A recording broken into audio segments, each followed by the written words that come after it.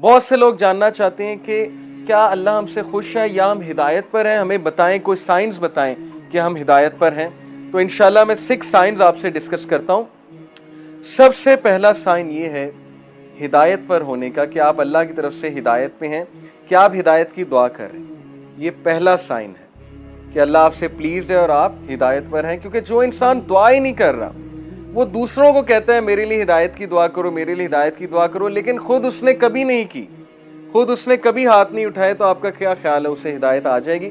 اللہ یہ کہ اللہ تعالیٰ کو بہت بڑا احسان اس پہ کر دیں، کو بہت ہی اس کی بات انہیں پسند آ جائے، ادروائز بہت مشکل ہے. تو سب سے پہلا سائن یہ کہ یو آسک اللہ فار ہدایہ یور سیلف، اور اس کے لیے دعا ہے. اور وہ دعا کیا ہے؟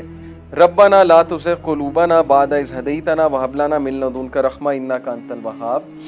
سورہ آل عمران چیپٹر نمبر 3 ورس نمبر 8 کہ ہمارے رب ہمارے دل کو مت پھیریو جبکہ تو ہمیں اسٹریٹ پاتھ پر لے آیا، ہدایت پر لے آیا، ہمیں استقامت دیجیے. اور ہم تجھی سے مانگتے ہیں، بے شک تو ہی بانٹنے والا ہے، تو ہی اپنی رحمت دینے والا ہے. انک انت الوہاب، بے شک تو ہی سب کچھ بانٹنے والا، دینے والا ہے. تو یہ دعا استقامت کے لیے اور ہدایت مانگنے کے لیے بہت امپورٹنٹ ہے.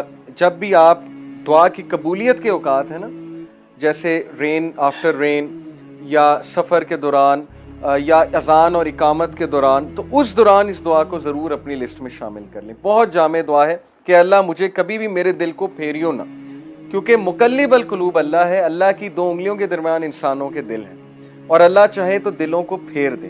اور جب دل پھر جاتے ہیں تو پھر نیکی نیکی نہیں لگتی، بدی بدی نہیں لگتی، اور پھر دل کی کنڈیشن بہت عجیب ہو جاتی. تو پہلی چیز، پہلا سائن ہے that you are asking Allah for ہدایہ. Second sign that you are turning to Allah after sinning. انسان کے ہدایت میں ہونے کی نشانی یہ ہے کہ وہ گناہ کرنے کے بعد اکڑتا نہیں ہے، بلکہ اللہ کی طرف رجوع کرتا ہے، اللہ کی طرف بھاگتا ہے. جیسے اللہ نے کہا نا فَفِرُّوا إِلَى اللَّهِ، کہ بھاگو اپنے رب کی طرف سارے کے سارے.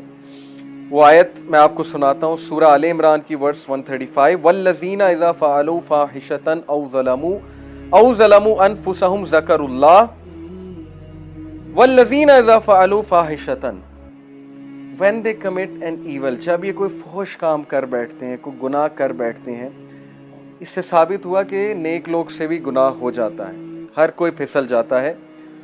او ظلموا، اور ظلم کر بیٹھتے ہیں، انفسہم اپنے نفس پہ، ذکر اللہ، اللہ کو یاد کرتے ہیں فوراً.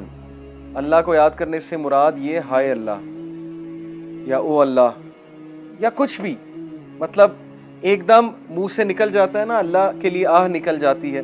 یا گناہ جب کرتے ہیں ایک دم سے اللہ یاد آ جاتا ہے کہ یہ میں نے کیا کر دیا، صرف یاد آنا، ذکر اللہ، اللہ کو یاد کرتے ہیں. فاستغفروا لذنوبہم، اور اللہ سے معافی مانگتے ہیں، اللہ سے رجوع کرتے ہیں کہ اللہ مجھے بچا لے، میں تباہی کی طرف جا رہا ہوں، مجھے اس چیز سے سیو کر لے. اللہ کو یاد کیا، اللہ سے استغفار کیا. وَمَن يَغْفِرُ الذُّنُوبَ إِلَّا اللَّهُ، اور کون ہے جو گناہوں کو معاف کر دے سوائے اللہ کے؟ کوئی نہیں ہے جو اللہ کے علاوہ گناہوں کو معاف کر سکتا ہے. وَلَمْ يُصِرُّوا عَلَى مَا فَعَلُوا وَهُمْ يَعْلَمُونَ، اور کون ہے جو اللہ کے علاوہ گناہوں کو معاف کر دے. اور پھر کہا کہ یہ گناہ کرنے کے بعد پرسسٹ نہیں کرتے، اس سے توبہ کرتے ہیں اور پوری کوشش کرتے ہیں کہ اس طرف واپس نہیں پلٹیں گے. اسی لیے ٹرو ریپینٹنس کی کنڈیشن میں آپ کو بتاؤں، اسکالر کہتے ہیں کہ ٹرو ریپینٹنس یہ ہے، اگر آپ نے دیکھنا ہے نا کہ آپ کی توبہ قبول ہوئی ہے کہ نہیں ہوئی ہے، تو یہ دیکھیں کہ آپ اس گناہ سے بچ رہے ہیں کہ نہیں بچ رہے ہیں. تو گناہ سے توبہ یہ نہیں ہے کہ گناہ کیا اور پھر توبہ کی اور پھر گناہ کیا، یعنی پلان کر کے توبہ کی اور پلان کر کے گناہ کیا. یہ پلاننگ والا جو کام ہے یہ خطرناک ہے. باقی یہ کہ انسان پھسل جاتا ہے بار بار بھی، وہ بھی میں آپ کو ایک حدیث سناتا ہوں، بٹ کنڈیشن یہ ہے کہ سچے دل سے توبہ. ان ابن عباس رضی اللہ تعالیٰ عنہ عن النبی صلی اللہ علیہ وسلم قال ما من عبد مؤمن الا وله ذنب يعتاده الفینة بعد الفینة او ذنب هو مقیم. ابن عباس رضی اللہ عنہ سے مروی ہے کہ نبی اکرم صلی اللہ علیہ وسلم نے فرمایا there is no believing servant but that he has a sin he habitually commits from time to time.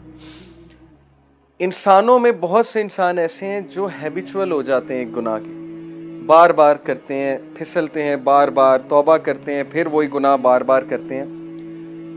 او ذنب هو مقیم علیہ لا یفارق حتی یفارق الدنیا، he habitually commits from time to time, or a sin abiding over him that he does not abandon until he departs from the world. वो गुनाह वो repeat करता रहता है क्योंकि उस गुनाह से वो टेस्ट किया जा रहा है, वो अपनी बेस्ट ट्राई कर रहा है, लेकिन समहाउ वो बार बार फिसल रहा है. कितना होप है देखें इस हदीस में. इन्नल मुमिना खुलिका मुफ्तनन तव्वाबन नसीयन इज़ा ज़ुक्किरा ज़करा. और फिर नबी सल्लल्लाहु अलैहि वसल्लम ने ह्यूमन नेचर बताई. वेरिली द बिलीवर, बेशक एक मोमिन, was created to be tested, test करने के लिए बनाया गया है. Repenting and forgetful, if he is reminded he will remember. इस हदीस में एक्सक्यूज नहीं है गुनाह करने का.